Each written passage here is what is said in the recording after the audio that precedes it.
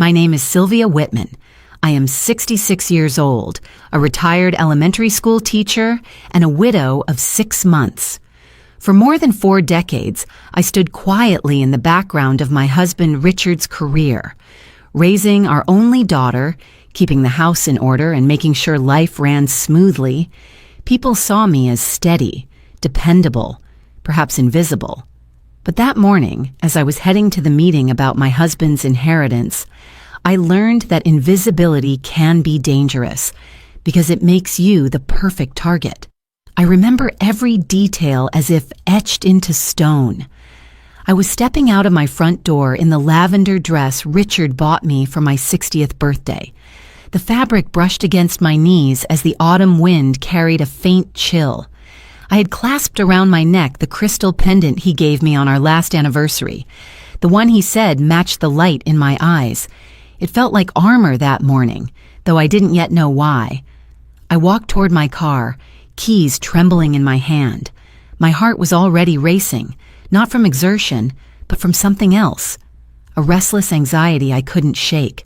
The streets were quiet, leaves skittering across the pavement. Then from the shadows of the parking lot he appeared. A man in worn boots and a tattered jacket stepped forward, his face weathered, his eyes desperate but clear. He raised his hand slightly as if afraid to scare me. His voice broke as he called out, "Ma'am, please don't start that car." I need to warn you, I froze. My breath caught midair. He came closer but stopped a respectful distance away. His hands shook as he spoke again. I was heading to the meeting about my husband's inheritance. A homeless man warned, "Your son-in-law..." My blood froze, but when I arrived at the table, he lost color and nearly collapsed. That was the moment everything inside me cracked open. "My son-in-law?" I whispered, clutching my car door for balance. My mind shot straight to Luke, Natalie's husband, polished, charming, always quick with a smile. Luke, who called me Mom with practiced warmth. The man I had trusted to look after my daughter. The stranger's eyes locked onto mine. Yes, him. You can't trust what's about to happen inside that building. The sound of my pulse roared in my ears. I wanted to dismiss him, to call him delusional, but something deep in me, the same quiet instinct that mothers carry, kept me standing still. In that split second, memories of Richard flooded me. His voice, weak but steady in those final days, whispering, "Stay sharp, Sylvia. Not everyone wishes you well, no matter what they say to your face." And here was this ragged man echoing Richard's warning. I gripped my purse tighter, my fingers digging into the leather. The stranger's words struck me harder than I wanted to admit. The name Luke tasted bitter in my mouth. I didn't answer him. I couldn't.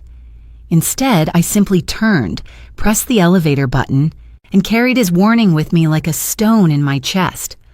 When the elevator doors opened onto the 14th floor, I stepped into the firm's conference hall. The polished mahogany table stretched the length of the room. Silver pens lined neatly atop thick stacks of papers. At the far end sat 3 attorneys. Beside them, Luke adjusted his cufflinks, calm and confident. My daughter Natalie sat close by, eyes lowered, her hands twisting nervously in her lap. For a heartbeat, our eyes met, mine and Luke's, and in that instant I saw something shift. The color drained from his face. His jaw tightened, his posture faltered. He looked like a man who had just seen a ghost. He nearly collapsed right there at the table. I lowered myself slowly into the chair opposite him, my heartbeat still hammering from the stranger's warning. I did not yet know the full story, but I knew enough. Something was about to break wide open. I thought to myself, this is not just a meeting about Richard's will. This is the unraveling of the lies that have been whispered around me for years. This is where everything changes. And before I take you deeper into the storm that nearly destroyed me, I want to invite you to walk this journey with me. Stay with me until the very end, because what happened inside that room will not only shock you, it may also remind you of your own hidden strength. Tell me, as you listen, where in the world you are watching from. It gives me comfort to know that my story, though painful, may reach hearts across oceans. And if you feel something stir in you, whether outrage, recognition, or quiet hope, share it so others may know they are not alone. Now, let me take you back to the moment when the mask slipped, and I began to see who Luke truly was. My name is Sylvia Whitman. I am 66, a retired elementary school teacher, and a widow for 6 months. I wake before dawn. The house exhales in little sounds, the refrigerator humming, the floor settling, the maple outside dragging slow shadows across the kitchen tile. I talk to the quiet like it is a friend who stayed after Richard left. Most days begin with coffee. I rinse the small ceramic filter Richard found in Vermont and measure grounds the way he liked them. 2 spoonfuls generous, 1 modest. The kettle clicks off, steam rises. I pour in circles, slow and steady. He used to lean against this counter and read headlines aloud, softening hard news with a private joke. After breakfast, I walk the yard. I keep a garden because a garden asks what grief can bear. Patience, water, sunlight, and time. I deadhead roses, tie up tomatoes that insist on falling, and tuck marigolds around the beans like small sentries. I press lavender between pages of an almanac from my classroom years. When wind moves through the rosemary, it smells like a clean slate, and I choose to believe it. Twice a week I volunteer at the library. I sit with adults who never had a fair chance at reading, and we sound words together the way I used to with children, mouths shaping syllables, brave and a little embarrassed. Sometimes a breakthrough arrives like sunrise. Sometimes it is a single letter, conquered without fear. Either way, purpose returns to my palm, and the long afternoon ahead grows merciful. By noon, I am back in the kitchen. I still cook as if someone will walk through the door hungry. I butter toast, slice an apple, and set another plate across from mine without thinking. Then I put it away. The motion hurts less now, but it still stings, like a healed bone predicting rain. I wash the dish I didn't use and tell myself I am practicing kindness toward the life that remains. Richard trusted me with our money early in the marriage. He loved ideas. I loved ledgers. He could imagine futures. I could make numbers walk in straight lines. He placed every statement in my hands, not because he didn't care, but because he believed I would care enough for both of us. When he grew ill, we reviewed everything again. The pension, the savings, the will. He made me speak our plan aloud until it felt like a railing I could hold. Still, there are hours that stretch. Grief rearranges furniture you thought was bolted down, then asks you to live with the new layout without bumping your knees. I talk to him when I misplace the shears, when the faucet drips, when the late news shows a ball game he would have watched. I am not losing my mind. I am holding the threads that tie the life we made to the life I have. Our daughter, Natalie, lives 20 minutes away. She is competent, beautiful, quick to organize a meal train for a neighbor, and slower to sit still with her own ache. She married Luke 3 years after college. He is polished, good suit, steady eye contact, the kind of handshake that feels like a plan. On holidays, he times jokes to land between bites, and everyone laughs. If strangers watched us, they would say we are close. But distance can set a table inside a house, and no one names it. Natalie calls, of course. She arrives with leftovers or lilies and insists I keep both. We speak of traffic, the fender bender on Maple, and the play at the community theater. When conversation touches soft edges, Richard's hospital days, the future I have now, she looks to Luke, and he answers for her. It is subtle. It is practiced. Luke offers to help with complex things, contractors, insurance renewals, a roof inspection I did not request. He is thoughtful, attentive, and occasionally a shade too certain. I thank him and keep the ledgers anyway. I keep notes and dates. I keep the habit of reading fine print the way some people keep prayer beads. Outwardly, we are agreeable. Inwardly, I sometimes feel like a room he has measured without asking whether I plan to move. At night, after dishes and the local forecast, I sit at the kitchen table and balance the month on a yellow legal pad. I add columns, subtract little losses, and reconcile every line until the math tells me a story I can trust. The house quiets early, but my mind does not. I remember Richard's hand on mine the week before he died. "You will be all right," he said. I repeat it when the clock argues otherwise. There is resilience in routine. It keeps me from dissolving into afternoons without edges. It gives me something to hold that does not disappear when the door stays closed. I plant bulbs that will not bloom for months and believe, almost stubbornly, that I will be here to see them. On the porch, neighbors wave. I wave back. We trade weather like currency and mean it as care. I do not pretend I am not alone. I am. But I am not abandoned. The life I built with Richard stands up straight around me. The woman I became because of that life does too. When the phone rings from the law office to set the meeting about his estate, I take a breath, mark the calendar, and put the kettle on again. I will show up as he asked me to, steady, prepared, unafraid of paper. And if anyone mistakes my quiet for weakness, they have not read the pages I keep. I am ready to be seen. The phone rang just after 9, a small, polite sound in my quiet kitchen. I wiped my hands on a dish towel and answered on the second ring. "Mrs. Whitman?" a woman asked, crisp and practiced. "This is Wilcox and Harris. We're ready to proceed with Mr. Whitman's estate. Could you come in at 2 o'clock today for the will reading?" 2 o'clock.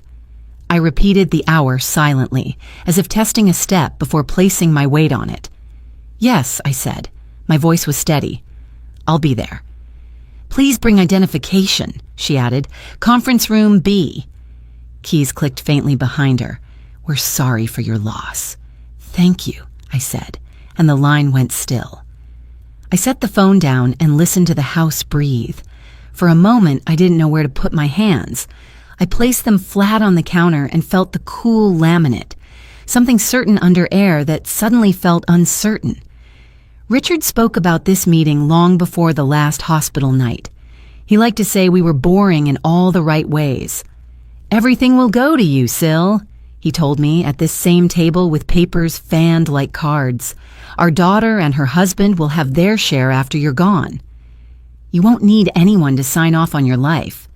He smiled, not triumphant, just relieved, as if he had pushed a heavy door and light came through. I believed him because he was careful, and because I was too. I made another pot of coffee, though the first was still warm. I watched the kettle steam and tried to slow my breath to match it. 2 o'clock. In 5 hours, I would walk into a room of strangers and ask them to confirm what my husband promised. It should have felt simple. It didn't. A pebble of unease tapped my ribs, rolled away, came back again. Upstairs, the purple dress waited like a remembered melody. The fabric had enough weight to hang with dignity. I zipped it and smoothed the seams, then opened the jewelry box where the crystal pendant lay like a drop of winter sun. Richard's fingers fastened it the night he gave it to me. Mine did it now, clumsier, but capable. In the mirror, I saw a woman older than the one who wore this dress at 60, silver threading through auburn, skin mapped by honest weather. Age is the ledger that remembers all the days you paid attention. I lifted my chin, found the line between fragility and steadiness running straight through the middle of my face. I pressed lipstick, not bright, just awake, and stepped back. I looked like someone who could be trusted with a plan. On the bed, I laid the folder I've kept since Richard's diagnosis. Account copies, his last letter to the firm, the list of passwords he made me memorize until I could recite them half asleep. I slid the folder into my tote. Habit is a railing. I would hold it to the car. Outside, the sky had settled into a quiet gray, the kind that makes color honest. Maple leaves were dull gold against it, not shouting, only telling what they knew. A breeze lifted the edge of my scarf. Rain scented the air. I locked the door and checked it twice. Some call that worry. I call it respect for doors. Traffic gathered like geese on the main road. Advance, brake, breathe. Advance, brake, breathe. The radio offered weather, then a story about a boy who built a tiny library. I turned it down and let my thoughts speak. I rehearsed names, attorneys, receptionists, because names are small bridges, and I would need every bridge today. At an intersection, a delivery truck blocked the turn lane, horns knitting into a single complaint. I looked at the clock. Too early to be late, too late to be early. The pebble returned. Not pain, more a pencil pressing a reminder into the margin. Pay attention. I rolled my shoulders and told myself what I tell anxious readers at the library. One line at a time, then the next. Closer to downtown, glass towers threw back the pale sky. Crosswalks filled and emptied like lungs. I parked beneath the building because the letter told me to, and because going underground before a reckoning felt right, like a breath held before speech. The engine softened to silence. I sat a moment with my hands on the wheel, palms warm, fingers steady. 2 o'clock, I thought. We will read what is already true. Then, without knowing why, I added, and if anyone forgot the truth, I will remember it for them. I took the tote, locked the car, and followed painted arrows toward the elevator. A fluorescent light hummed a fraction off pitch. The concrete smelled faintly of rubber and rain. My heels made a modest sound, everything restrained, as if the day had agreed to use its indoor voice. The elevator arrived with a soft chime, doors gliding open like a promise kept. I stepped inside, pressed 14, and watched the numbers climb, each floor a bead on a string I would not let slip. I breathed once, twice, and let the doors carry me toward afternoon light. The parking garage smelled of damp concrete and engine fumes. Fluorescent lights flickered overhead, making the air feel colder than it already was. I clutched my tote a little closer as I stepped toward my car, my heels echoing against the cement. The sound reminded me of a clock, each tap pulling me closer to 2 o'clock, closer to the reading of Richard's will. I unlocked the door and placed my folder on the passenger seat. Just as I slid into the driver's seat and reached for the ignition, a shadow moved from behind a pillar. My breath caught. A man stepped forward quickly, his voice raw, urgent. "Mrs. Whitman, please, don't start that car. I need to speak to you." "It's about Luke." I froze, my hand hovering over the keys. The name landed heavy, like a stone thrown into a still pond. Luke, my son-in-law, Natalie's husband, the man who never forgot birthdays, who smiled too easily, who sometimes looked at me as though I were a puzzle missing pieces. I straightened slowly, keeping my eyes on the stranger. His clothes were frayed, a jacket with seams thinning at the elbows, jeans faded unevenly, boots scuffed beyond repair. His beard was patchy, his hair tangled, but his eyes were steady, pleading without menace. I opened my door halfway, the cold air spilling in. "Who are you?" My voice was sharper than I intended. "My name is Martin," he said, keeping his distance. "I used to work upstairs in IT at Wilcox and Harris. Please don't be afraid. I know how this looks." His hands trembled slightly as he raised them in a gesture of peace. I glanced at the elevator, empty, at the wide expanse of concrete where no one else moved. The garage was a cavern swallowing sound. "Why are you stopping me?" He swallowed hard. "Because they don't expect you to be here." "Luke doesn't expect you to show up. He told them you'd forget the appointment." I gripped the steering wheel, my knuckles whitening. "Forget?" Martin nodded. "He's been preparing documents, false medical records. He hired a man pretending to be a psychiatrist. They've built a case to declare you mentally incompetent. If they succeed, Luke gains control of everything, every account, every asset." The words sliced through the air. For a moment, I thought the ground had tilted beneath me. "That's absurd," I said, though my throat was dry. I know." He reached into his worn messenger bag and pulled out a small flash drive and a folded packet. He held them out carefully, as if they were fragile. I copied files before they let me go. Emails, recordings, scans.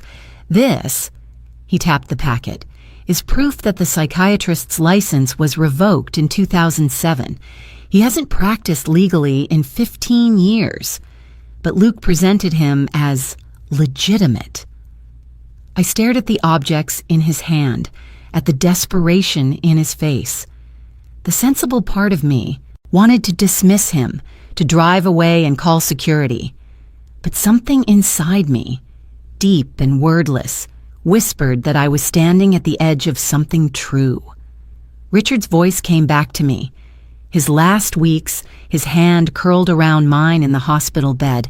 Sil, don't trust too easily, but don't ignore your instinct either. It's sharper than you think. I reached out, hesitated, then took the USB and the papers. The plastic felt cold, the paper soft from too much folding.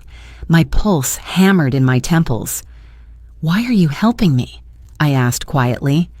Martin looked down, then back up. Because Richard was kind to me. He spoke to me in the halls, asked about my daughter when no one else did.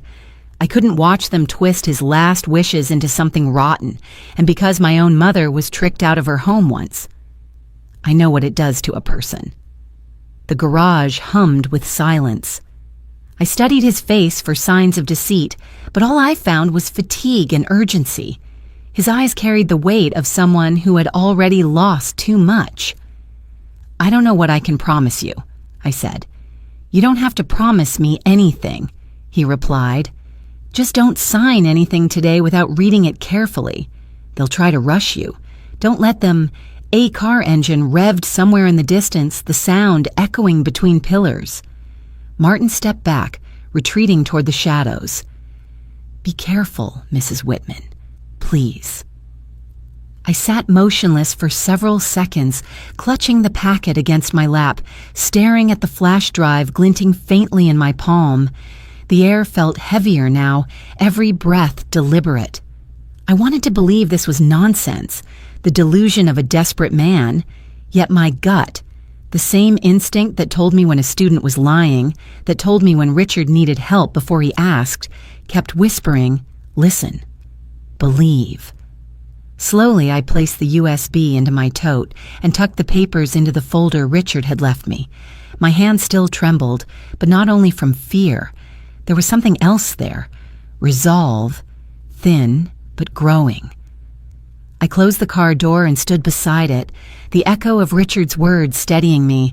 "Don't be too trusting, but don't dismiss what your heart already knows." With that, I pressed the elevator button. The doors slid open, bright light spilling across the dim cement.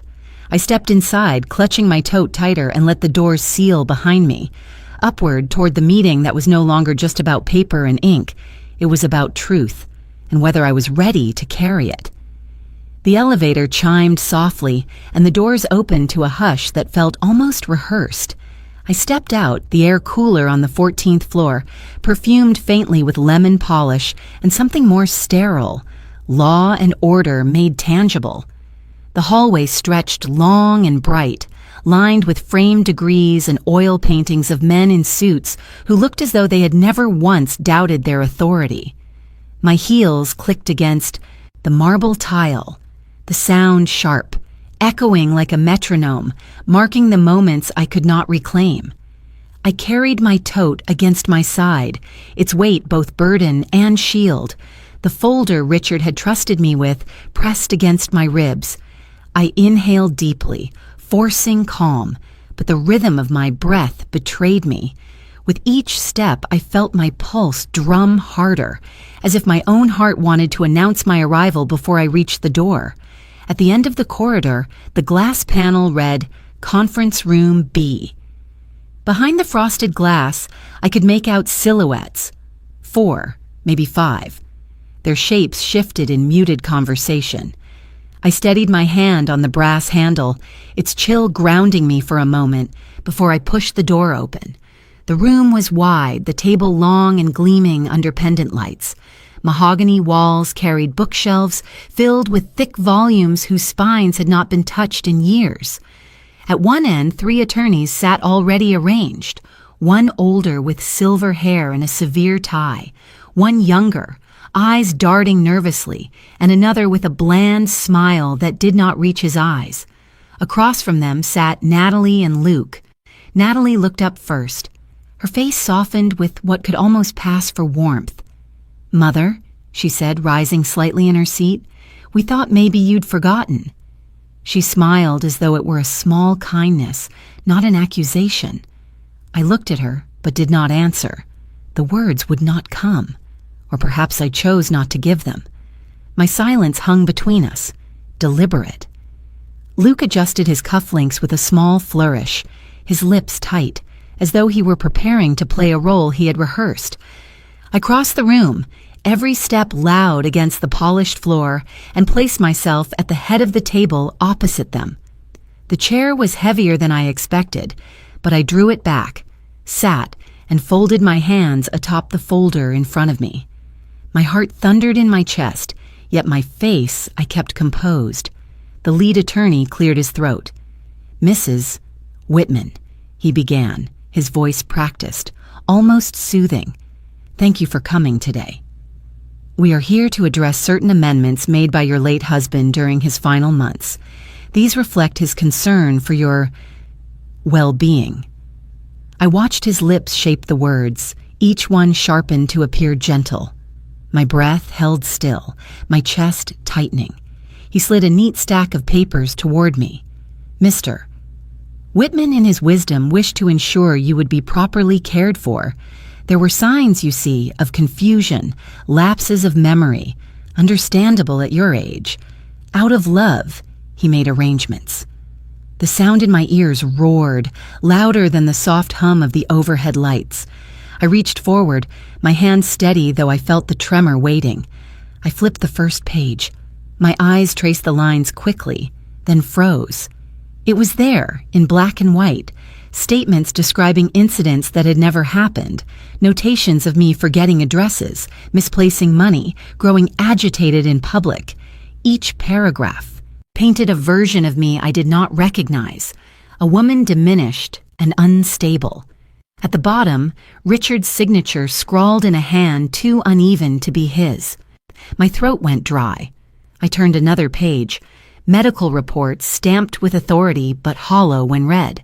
Diagnoses I had never received. Consultations with a doctor whose name I had never heard. The ink pressed too dark, the letters too precise, as though copied rather than lived. I looked up slowly. Natalie's gaze dropped to her hands folded on the table. Luke, however, met my eyes squarely, his mouth curving into a smile that wanted to appear reassuring. Instead, it felt like victory. The younger attorney spoke now, leaning slightly forward. "As you can see, Mrs. Whitman, these documents establish a trust. Your son-in-law Luke has been appointed trustee to manage the estate on your behalf. It will guarantee your comfort, your safety, without the stress of complex financial matters." My chest constricted. The edges of the papers blurred. Still, I forced my voice to remain calm. "These are lies," I whispered, more to myself than to the room. My fingers brushed the supposed signature again, tracing what should have been Richard's name. It was familiar, yet foreign. A counterfeit of the hand I had watched for 43 years as he wrote letters, checks, notes of love. I closed the folder and set it back on the table, pressing my palms flat against the wood as though grounding myself against the tide. No one spoke. The silence grew thick, every eye waiting for me to break. I sat straighter, though inside the tremor grew. My heart beat so loudly it seemed to shake the air. They expected me to fold, to nod, to let their narrative replace my truth. But Richard's voice came back again, faint but firm. "Syl, don't be afraid of paper. Paper can lie. You cannot." I lifted my eyes once more, looking first at the attorneys, then at Natalie, and finally at Luke. Their faces told me what the pages had already revealed. Something precious was being stolen in plain sight, and yet I knew. I would not let them take it quietly. I let the papers rest beneath my palms, then lifted my head and let my voice land where it needed to. "Who wrote these words?" I asked, each syllable clean. "Who decided I am confused? Who decided I need a guardian?" Luke moved first. He leaned forward, elbows on the table, tone righteous, tender, like a doctor narrating a cure. "I did this to protect you," he said. "Mother, you've been forgetting things. It's dangerous. You left milk in the pantry. You got dates wrong. You called the neighbor by the dog's name. You shouldn't carry finances at your age." He said "mother" as if it were a key. Natalie's eyes fell to her lap, fingers whirring the strap of her purse. She didn't look at me. She didn't look at him. I reached into my tote and set a flash drive on the wood. Beside it, I placed a creased packet. "These are internal emails and recordings," I said evenly. "And this packet verifies the psychiatrist named in your filings lost his license in 2007. Revoked. He has not practiced legally since, yet his signature appears in your documents." The senior attorney's expression faltered. The younger cleared his throat, then stopped, eyes flicking to Luke. The bland smile attorney reached for the packet, but I kept my hand on it a beat longer, making him lift it from under my palm. Boundary reclaimed. Luke laughed once, brittle. "You can't be serious. That," he jabbed a finger at the drive, "could be anything. A story some vagrant spun to get money. You'll believe a drifter over your own family?" My heart beat steady now. Fear had left when truth entered. "I'll believe evidence," I said, "and my memory." I turned to the attorneys. Who gathered these reports? Who scheduled this so-called evaluation? Natalie shifted, whispered, "Luke." Letting the word break, Luke's voice rose, the practiced calm cracking. "I won't apologize for caring about safety. She's alone. She talks to herself. She double locks doors and checks the stove 3 times. This is what responsible sons-in-law do. We prevent accidents before they happen. You prevent independence before it happens," I replied. "You make rituals of caution look like symptoms." The senior attorney tried for control. "Mrs. Whitman, perhaps we should take a brief recess while we—" "No," I said. The word was even. "We proceed." I slid the drive across the table. "You'll find a recorded conversation between Mr. Thompson and your paralegal discussing how to backdate a capacity assessment. You'll also find an instruction to scrub a ledger note showing I paid the insurance premium online at 8:12 p.m. The same night your statement claims I was unable to navigate household accounts." The bland smile attorney's pen stilled. The younger looked a little sick. The older pushed back an inch, as if space might insulate him. Luke flushed. "This is slander." "You have no right to accuse me. Do you hear yourself? You're being manipulated." He turned to the lawyers with a flourish. "She's confused. This is exactly what we were trying to avoid." "You were trying to acquire control," I said. "There's a difference." Natalie's voice arrived like a draft through a cracked window. "Luke, maybe we should—" He cut her off without turning his head. "Don't." Then, louder, "I have done everything for this family. When your father—" He gestured toward me, correcting clumsily. "When Richard got sick, who drove? Who met contractors? Who made sure the roof didn't leak?" "You kept receipts," I said. "I kept the books." Silence. The older attorney opened the packet, scanning the revocation notice. His mouth tightened. "Where did you obtain this?" he asked. "From someone who remembered Richard was a person, not a file," I said. "From a man with nothing to gain except his conscience." Luke shoved back his chair. It scraped. The sound bounced off the paneled walls. "This is ridiculous. That man is a liar. He sleeps under a bridge. He is a nobody. And you—" He pointed at me, voice spiking. You are choosing a nobody over me. I met his anger with calm I didn't have to manufacture. I'm choosing the truth, I said. If you brought me your truth, it wouldn't need costumes. He stared, breathing hard. The mask he wore, the benevolent son-in-law, slid an inch, then another. I saw the arithmetic working behind his eyes. Assets, accounts, signatures, obstacles. The math had lost a zero. I folded my hands. Let's be precise, I said to the attorneys. On page 2 of the amendment, the signature attributed to my husband curls upward at the H. Richard's hand curled down. On page 5, the date format is month, day, year.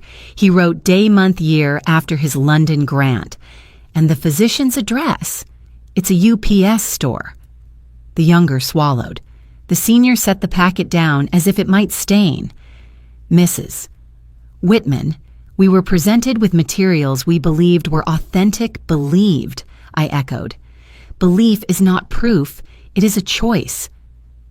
Luke slapped his palm flat on the table. Enough! You will sign the trust and stop this performance. I let the demand sit, then set it aside like a dish I didn't order. No, I said again. There will be no trust. Not today. The room held its breath. Somewhere a copier started, a mechanical whir indifferent to theater. I lifted the pendant, its weight steady. I am not confused, I said quietly. I am not unsafe. I am not alone.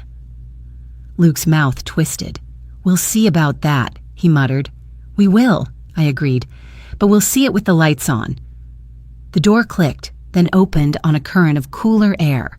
2 uniformed officers stepped in, followed by a woman in a slate blazer and, behind her, Martin, hair combed, the frayed jacket zipped. The room rearranged itself in an instant, lawyers stiff, Natalie upright, Luke frozen mid-breath with his palm still on the table. Good afternoon, the woman said, showing a badge. Detective Avery. We've received materials related to Mr. Whitman's estate. We'll need to ask some questions. Her gaze moved from the attorneys to Luke, stopping at the stack of amendments in front of me. And we'll need to secure those documents. No one spoke. I heard only the hum of the vents and the tiny click as the older attorney's pen met the table. Martin stayed near the door, eyes on me for a quiet second. I gave him a nod. I was not all right. I was anchored. The detective held out a hand. The flash drive? The younger attorney began to protest. Detective, this is a private legal... It's a crime scene if the documents are forged, she said. We'll behave. Professionally. So will you? I slid the drive toward her. Martin stepped forward with an envelope and placed it beside the drive. Email threads between Mr. Thompson and staff, he said. Audio about backdating a capacity evaluation plus a clip where the psychiatrist's revoked license is acknowledged and dismissed. Luke's chair scraped. This is outrageous, he snapped. Those files are stolen. They're evidence, the detective said. If you'd like to contest chain of custody, do it after I read the part where you discuss sealing the old lady's leaks. She opened the envelope. Mr. Thompson, did you or did you not ask this firm to remove ledger entries to support a petition for guardianship? Luke looked at the lawyers, then at Natalie, then at me. A flush crawled up his neck. I asked them to help us keep her safe, he said. She's confused. She talks to herself. I spoke before he could fill the air with that script. Self-talk is not incompetence. It's grief with good manners. The bland smile attorney tried to reclaim the room. Detective, our client provided reports from a licensed psychiatrist. Licensed 15 years ago, Martin said. Revoked since 2007. The older attorney pinched the bridge of his nose. The younger swallowed. The detective slid the reports into a sleeve. Mrs. Whitman, did you ever meet this doctor? No, I said. I met my husband's handwriting for 43 years. That signature isn't his. Natalie's chair creaked. She kept her eyes on her hands. When she finally looked up, her mascara had smudged. Her voice came out small. "Mom, I'm sorry. I thought you didn't need much money. I was wrong." The sentence found its mark. I let it rest and did not rescue her from it. Luke slapped the table. "Don't do this," he hissed at her. "Not now." Then louder to the room, "Everything I did was for this family. My company is drowning. You don't understand responsibility. I covered repairs, insurance, deliveries. I kept the world from collapsing on her. You kept your story from collapsing," I said. "You didn't protect me, Luke. You wanted control." Color drained from his face. He sat back too quickly. The chair caught him with a thud. His hands, always theatrical, now shook. The detective addressed the attorneys. "We're going to collect copies of all drafts, emails, billing records, and any recordings made for today. We also need your retention policy and the names of everyone who touched these files." The senior attorney squared his shoulders. "Detective, our firm has served this city for 40 years. "Then you know how subpoenas work," she said. She turned to me. "Mrs. Whitman, do you feel able to continue, or would you prefer a break?" "I can continue," I answered. Natalie's apology unraveled into tears. "I thought if Luke managed things, you could rest. I kept telling myself you were fine with less because you don't spend much, you don't travel." I told myself it was practical. "Practical for whom?" I asked. "For us," she whispered. Luke tried for one more salvo. "If you shut down this plan, there won't be anything left when she needs care. Do you want that on your conscience?" The detective raised an eyebrow. Was that a threat or a budget forecast? The older attorney cleared his throat. "Mr. Thompson, please refrain." I felt the pendant at my throat. "Here is what I need," I said to the detective. "An acknowledgement that the original will stand, and that attempts to alter it using fraudulent evaluations are under investigation. I will not sign a trust. I will not surrender capacity I possess. You won't have to," she said. "Not today." Silence spread, then settled. Outside the glass, a copier began its mechanical hymn. In that ordinary sound, my breathing slowed. One officer photographed the table while the other labeled an evidence bag. A recorder's red light blinked. "Standard procedure," the detective said, so every word would stand later. The senior attorney dabbed his brow. Natalie's tissue shredded slowly between trembling fingers there. Natalie wiped her cheeks. "Mom," she said, voice thick, "I can make this right." "You can begin," I said. "Right takes longer." Luke stared at the table, jaw clenched. The weight of consequences arrived like weather. He opened his mouth, closed it, and then, with the smallest exhale, folded inward. The flourish and the certainties left him. What remained was a man who had run out of script. He sagged into the chair, colorless, the performance spent. For the first time all afternoon, he was quiet. The room, at last, belonged to the truth. The station smelled faintly of coffee gone cold, and rain carried in on uniforms. Fluorescent lights buzzed overhead, steady and unyielding. I followed Detective Avery through the double doors, Martin walking a half step behind me. His jacket looked almost tidy now, zipped up to his chin, but his hands still trembled around the strap of his bag. "Right this way," the detective said, leading us down a corridor lined with bulletin boards and missing person flyers. At the end, glass partitions revealed small rooms where officers took statements, each space filled with a different kind of fatigue, raised voices, bowed heads, shuffling papers.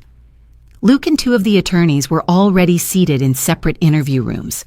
Through the glass, I saw Luke gesturing wildly, his mouth moving faster than his composure could follow. One officer leaned forward, unblinking, while another typed notes. The attorneys' faces were pale, drained of polish. Their pens lay still, as if words had abandoned them.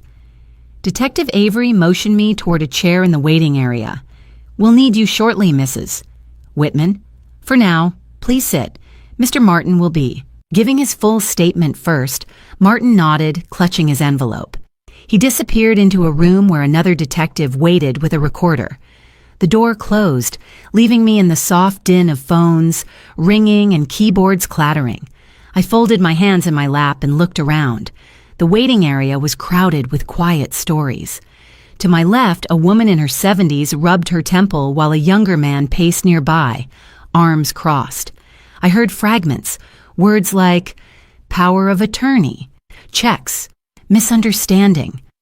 Across from me, another woman, her hair white and neatly pinned, sat alone staring at the tiled floor. Her purse bulged with documents. No one sat beside her. I watched them and felt the ache press deeper into my ribs. It wasn't just me. I wasn't the only one suddenly labeled fragile, incompetent, disposable. A lifetime of keeping houses standing, of raising children, of balancing books without fanfare, dismissed with a forged signature, a whispered doubt, a story repeated often enough that it began to sound like truth. I thought of Richard again, his voice hoarse but certain. "Don't let them write you off, Syl. You know what you're worth." Yet here we were. So many women, each with different faces, but the same hollow carved into our lives by people we once trusted. Through the glass, I saw Martin lean forward in his chair, his voice low but urgent. He laid out his timeline. The day he noticed metadata altered on Richard's documents, the instructions from above to delete ledger notes, the conversation he recorded when Luke asked how to make the old files disappear. He pointed to the flash drive, explaining how he copied evidence before they fired him. His words seemed to steady as he spoke, truth reinforcing his backbone. The detective, listening to him, scribbled steadily, nodding at intervals. Martin's hand still shook, but not with fear. This time it looked like release, like something finally lifting. I pressed my palms together, feeling the ridge of my wedding band against my skin. "Not just me," I repeated inwardly. "Not just me." The thought was bitter, but it also carried a kind of solidarity, unspoken but present. In every weary glance from the women waiting, I saw a mirror.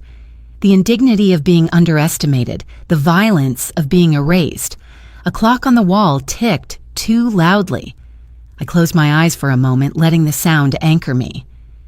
This was not the end. This was a beginning, a slow one dressed in paperwork and procedure, but a beginning nonetheless. The door to Martin's room opened. He emerged, pale but upright, and gave me a small nod. "They have it now," he murmured, almost to himself. "They can't ignore it anymore." I squeezed his arm gently. "You did the right thing." Detective Avery returned. "Mrs. Whitman, we'll call you in shortly. For now, sit tight. We'll need your account after reviewing Mr. Martin's evidence." I nodded, though my throat tightened. I watched Luke through the glass again. His hands no longer flourished. They were flat against the table, knuckles white. The mask he wore so easily at family dinners was slipping, and underneath it was something raw, cornered. The women around me shifted in their seats, waiting their turns in stories parallel to mine. I realized I was not only here to defend Richard's will, I was here with them, for them, and maybe, just maybe, for myself in ways I had never considered. The waiting room buzzed, phones rang, a copier clicked into life. Life went on in ordinary tones while my own had tilted. I sat very still, holding both my grief and my steadiness like two sides of the same coin, and whispered inside, "I am not invisible. Not anymore." 3 days later, the doorbell rang, its chime unusually sharp against the stillness of the house. I set down the cup of tea I had been nursing and walked slowly to the door, already sensing who might be standing there. When I opened it, Natalie stood on the porch alone. Luke was nowhere in sight. She looked diminished, as though some part of her had unraveled since the meeting. Her hair was uncombed, her eyes red-rimmed, and she clutched her coat tightly, though the afternoon air was mild. "Mom," she said, her voice frayed, "I was wrong." I stepped back and let her enter. She crossed the threshold cautiously, as though the house itself might pass judgment. In the living room, she paused, glancing at Richard's empty chair angled toward the garden. It was the same place he always sat when waiting for her visits. She lowered herself onto the sofa, but sat perched at the edge, hands twisted together in her lap. "I was afraid," she whispered, unable to meet my eyes. "That's why I stayed silent." I didn't know how to stop Luke without tearing everything apart. I told myself silence was safer than fighting. Her words scraped against the quiet, words I had wanted and dreaded in equal measure. My memory drifted to a much earlier time. Natalie, at 10 years old, her face flushed with sincerity, slipping me a folded paper written in careful, uneven script. "I want to learn to love the way you love Dad." I had kept that note for years inside a cookbook until the pages were worn. That little girl's vow felt oceans away from the woman now hunched before me. "You were silent every day," I said, my voice carrying more ache than anger. And that silence hurt worse than any accusation. It wasn't words that wounded me most. It was the absence of them. Every time you let Luke speak for me, every time you looked away, I felt myself vanish a little more. Natalie bent forward, tears spilling freely. "I thought if I kept quiet, maybe it wouldn't go so far. Maybe you'd never have to see the worst of it." She shook her head violently. "But I see now that my silence gave him permission. It gave him power." I stood near the window, watching the branches sway outside, and let her words hang. Comfort rose instinctively in my chest. I wanted to cross the room, to touch her shoulder, to remind myself she was still my daughter. But I stayed still. She had to carry this weight herself. "You let him draw me as weak," I said softly. "You let others believe I was incapable, and you never once said, 'That's not my mother.' Do you know what that feels like?" She raised her tear-streaked face. "Like betrayal," she whispered. "Like death," I answered. "A slow death that comes while you are still breathing." Her sobs deepened, the sound raw and unfiltered, echoing off the familiar walls. I did not rush to soothe her. I let her grief take shape in the room, the same way her silence had once filled it. "I don't deserve forgiveness," she said at last, voice breaking. I lowered myself into Richard's chair, the cushion sighing with memory. "You don't deserve silence either," I said after a long pause. "So speak. Tell the truth if you have anything left to offer. But understand, this is the last time I will hold space for excuses." Natalie wiped at her face with the back of her hand, shoulders quaking. "I want to repair what I've broken. I don't know how, but I want to try. I lost myself in his fears, in his debts, in the hunger for more that wasn't mine. I convinced myself you didn't need much, that less would be enough for you. I see now how cruel that was. Peace built on silence is not peace at all. It's another kind of violence." Her confession rang true, cutting through the stagnant air. I let it settle like dust drifting to the floor. I stayed where I was, my hands folded over my lap, my heart aching with every sob that shook her frame. I did not rise, did not draw her into my arms. Some bridges can't be rebuilt in a single moment, no matter how desperate the tears. So I let her cry. The sound filled the house until it became its own kind of truth. I watched her crumble, and I stayed rooted in the chair Richard once called his post of strength. My daughter wept across from me, and for the first time in years I allowed myself not to fix, not to comfort, but simply to witness. 6 months later, the house sounds different. The refrigerator still hums, the floor still settles, but the quiet no longer tastes like absence. It tastes like room, room to breathe, to plant, to begin. On Mondays and Thursdays, I take the bus to the Community Center for Financial Safety. I sit at a round table and we read bank statements together. We trace signatures and name the tricks. I teach the small habits that make a person hard to steal from. Write dates, photograph receipts, confirm callers, freeze credit when fear arrives. Some students come angry, some ashamed. Most leave taller. They call me Mrs. W at the center. I bring oatmeal cookies and a notebook of checklists. Detective Avery visits once a month to explain how cases unfold, what to document, and how to protect an email trail from being accidentally cleaned. Every time she walks in, I feel a click of gratitude, as if a door kept opening. People come in hunched and leave sitting straighter. Sometimes all they borrow from us is language, capacity, consent, undue influence, and that is enough to start. Martin lives now in the small apartment above Richard's workshop. We fix the leaky sink together, both of us laughing when the wrench slipped and water baptized the floor. He tends the vegetables like old friends, staking tomatoes, coaxing basil, greeting the beans each morning with a nod. On weekends, he helps me run the tiny free library by the sidewalk. Children return the same dog-eared mysteries. When donations arrive, he sorts the boxes by age, while I tape notes inside the covers. Take me, then bring me back for someone else. In the evenings, we sit on the steps with mugs of tea and trade weather reports and small victories. No one saves the other. We simply witness. Natalie writes each month in blue ink on unlined paper. One letter says, "I am learning to talk without permission." The next, "I removed Luke from my accounts. I kept my name, another. I am in counseling. I am practicing no." She does not ask for forgiveness. She asks for a chance to practice truth. I write back, brief but real.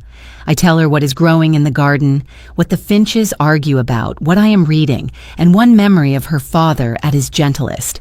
I do not offer easy absolution. I do not close the door. We are rebuilding quietly like carpenters working by hand. Luke appears in the paper under a careful headline. Investigation continues. 2 court dates pass, then a third. His attorney speaks in tidy phrases about misunderstanding and stress.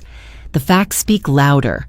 The revoked license, the emails, the audio, the invoices that tried to price my autonomy. I do not watch the hearings. I bake a lemon loaf on the mornings he appears, then carry slices to the center and pour coffee. Consequences belong to the institutions now. Mine is the work of living. Sometimes at dusk, I sit on the back steps and talk to Richard. I tell him about the woman who realized the consultant charging her fees is her grandson, and the man who brought a bag of crumpled receipts and left with a ledger. I tell him I wore the pendant he gave me to a graduation at the library, where one of my students read a full page without stopping and then clapped for herself. I tell him I am learning the names of clouds. Grief does not vanish. It green grows, finding trellis and sun. I am 66. I am not young, but I know I have just entered the brightest chapter. The proof is in small, sturdy facts. I sleep without bracing for footsteps that mean harm. My calendar holds squares filled with verbs I chose. I can say no without apology and yes without fear. When a stranger tries to sell me a protective trust, I smile and point him to our Tuesday workshop. This morning, I dig a new hole in the garden near the fence line. The soil is dark and forgiving, the sort that keeps a secret and gives it back as fruit. I set a sapling in the ground, tamp the dirt with my palms, and water slowly until the surface shines. For us, I tell the tree, Richard and me. For the hours he held my hand, for the years I kept the books, for the quiet that taught me what strength sounds like when it stops apologizing. I press a marker into the earth. Whitman maple, new roots. We will keep tending this garden together, gently. Sun lifts like a careful blessing over the neighbor's roof. Light slips across the beds, touches the rosemary and warms the stones. I feel it find my face. The house behind me is the same shape as before, and yet not the same at all, because I am not the same. I was once treated like something used up, tucked away, convenient to ignore. I know better now. I still carry value, and this time, that value belongs to me. Before we say goodbye, I would love to know where you are watching from. Is it a quiet morning with a warm cup of coffee, or a late night when stories keep you company? Tell me in the comments. I read each one with gratitude.